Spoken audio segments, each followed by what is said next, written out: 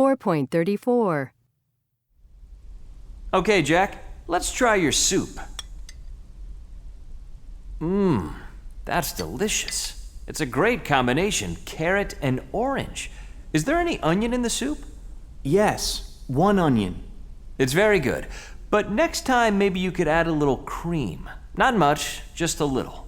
Okay, now the chicken. That's nice. Not very original, but very tasty. And finally, the pancakes. They look beautiful.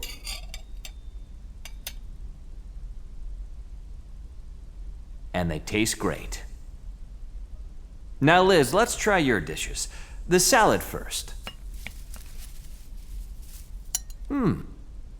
It's nice, but the taste of onion is very strong. How many onions did you use? 3. I think maybe 2 are enough for this salad. Okay, the pasta. It's very good, but it needs a little more salt and pepper. And finally, the mousse. That's a beautiful mousse, Liz. Thank you.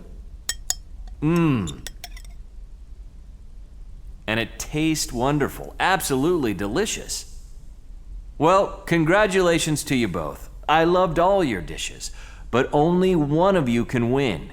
And today's winner is Jack.